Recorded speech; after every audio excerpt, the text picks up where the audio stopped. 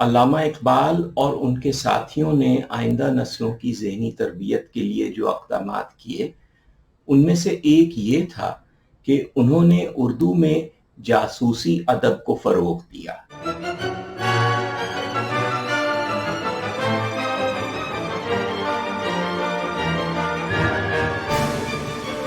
لیکن آگے بڑھنے سے پہلے مشورہ ہے کہ اگر آپ نے ابھی تک اس چینل کو سبسکرائب نہیں کیا ہے تو سبسکرائب کر کے نوٹیفیکیشن کا بٹن بھی دبائیے تاکہ آئندہ آنے والی ویڈیوز کی اطلاع آپ تک پہنچتی رہے۔ اس ویڈیو کی ڈسکرپشن بھی ضرور دیکھیے۔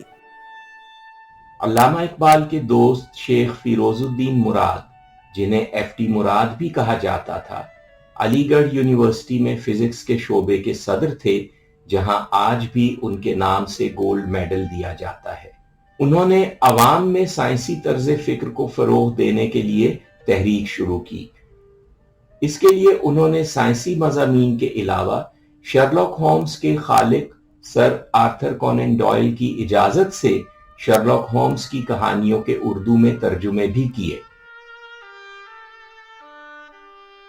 فیروز الدین مراد کا کہنا تھا کہ آنکھوں کے صحیح استعمال، استنباط نتائج اور سائنٹیفک طریقے استدلال کو دلنشیں انداز سے بیان کرنا انہی حکایات کا حصہ ہے، جن سے واضح ہوتا ہے کہ ضروری مشاہدات اور صحیح استدلال کی وساطت سے ایک سمجھدار آدمی کیا کچھ کر سکتا ہے۔ اسی زمانے میں جب علامہ اقبال نے اپنے شاگرد حکیم احمد شجاع کے ساتھ مل کر اردو ادب کی درسی کتابیں مرتب کیں تو انہوں نے ان میں ایک جاسوسی کہانی اور ایک جاسوسی ڈرامہ بھی شامل کیا۔ یہ دونوں حکیم احمد شجاع نے خود لکھے تھے۔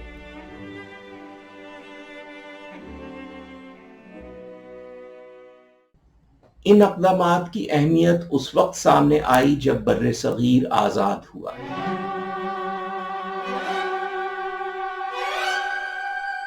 اس کے بعد وادی استغنا ہے جس میں دعویٰ ہے نہ معنی آفرینی، بے نیازی کی آندھی اٹھتی ہے اور ایک پل میں پورے ملک کو درہم برہم کر دیتی ہے۔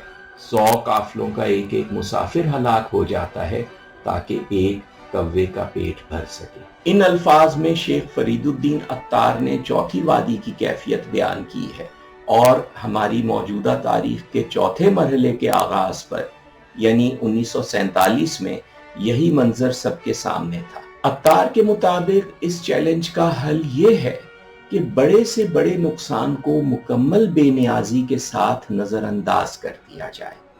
قائد اعظم نے بھی قوم کو یہی مشورہ دیا۔ یہ ضروری ہے کہ پاکستان کو ہر قسم کی بد نظمی سے پاک رکھا جائے، کیونکہ اس ابتدائی مرحلے پر لا قانونیت کی لہر اس کی بنیادوں کو کمزور کر کے رکھ دے گی اور اس کے مستقبل کو ناقابل تلافی نقصان پہنچائے گی۔ اس لیے میں پاکستان کے ہر مسلمان مرد اور عورت سے کہہ رہا ہوں کہ وہ اپنی قومی ریاست کے قیام کی خاطر، جس کے لیے انہوں نے پہلے ہی اتنی قربانیاں دی ہیں اور اتنی تکالیف برداشت کی ہیں، اور جسے تعمیر کرنا اب ان کے اپنے ہاتھ میں ہے، موجودہ دکھوں کے مقابلے پر اپنے دل مضبوط کر لیں۔ ان فسادات پر بہت کچھ لکھا گیا، لیکن شاید صرف ایک مصنف تھا جس نے پوری طرح اس رد عمل کا اظہار کیا جو عطار نے تجویز کیا تھا اور جو قائد اعظم کی ہدایت کے مطابق تھا۔ ہمیں تعجب نہیں ہونا چاہیے کہ وہی مصنف اس زمانے میں سب سے زیادہ مقبول ہوا۔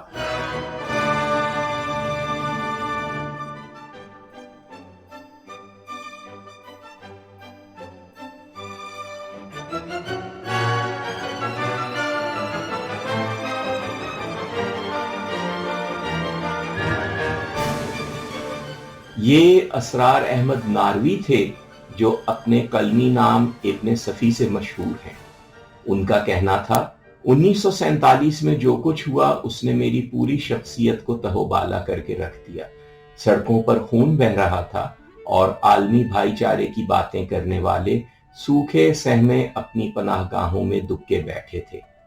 ہنگامہ فروغ ہوتے ہی پھر پناہگاہوں سے باہر آ گئے اور چیخنا شروع کر دیا، یہ نہ ہونا چاہیے تھا، یہ بہت برا ہوا۔ لیکن ہوا کیوں؟ تم تو بہت پہلے سے یہی چیختے رہے تھے۔ تمہارے گیت دیوانگی کے اس طوفان کو کیوں نہ روک سکے؟ میں سوچتا رہا، آخر کار اس نتیجے پر پہنچا کہ آدمی میں جب تک قانون کے احترام کا سلیقہ پیدا نہیں ہوگا، یہی سب کچھ ہوتا رہے گا۔ یہ میرا مشن ہے کہ آدمی قانون کا احترام سیکھے۔ فریدی میرا آئیڈیل ہے جو خود بھی قانون کا احترام کرتا ہے اور دوسروں سے قانون کا احترام کرانے کے لیے اپنی زندگی تک داؤ پر لگا دیتا ہے۔ گزشتہ قسط میں ہم نے دیکھا تھا کہ برخیا نے جو فیصلہ کیا اس کے نتیجے میں خدا نے اس کی اولاد کو مرگ دین عطا کی، اور بر صغیر کے مسلمانوں نے قائد اعظم کی قیادت میں جو فیصلہ کیا اس کے نتیجے میں بر صغیر کو آزادی ملی۔ علامہ اقبال نے کہا تھا کہ مرگ دین میں جرم کا وجود نہیں ہے، اور ابن صفی نے اپنے پہلے ناول کے دیباچے میں بتایا کہ ان کا مقصد ایک ایسے معاشرے کا قیام ہے جہاں جرم کی گنجائش نہ ہو۔ جب تک پرانا نظام قائم ہے، جرائم بھی زندہ رہیں گے اور ان کا پرتو بھی ادب پر پڑتا رہے گا۔ اس لیے اس سے دامن بچانا مشکل ہے، مگر یہ ضروری ہے کہ اسے پیش کرنے میں ایسی خوش سلیقگی سے کام لیا جائے کہ پڑھنے والے کے دل میں جرائم کی طرف سے نفرت پیدا ہو سکے اور ایک ایسی سوسائٹی بنانے کا خیال پیدا ہو جس میں جرائم کے لیے کوئی گنجائش ہی نہ رہے۔ اجتماعی خودی کے ساتھ ابن صفی کا تعلق میں نے 3 کتابوں میں واضح کیا ہے۔ ان کتابوں کے بارے میں مزید تفصیل اس ویڈیو کی ڈسکرپشن میں دیکھی جا سکتی ہے۔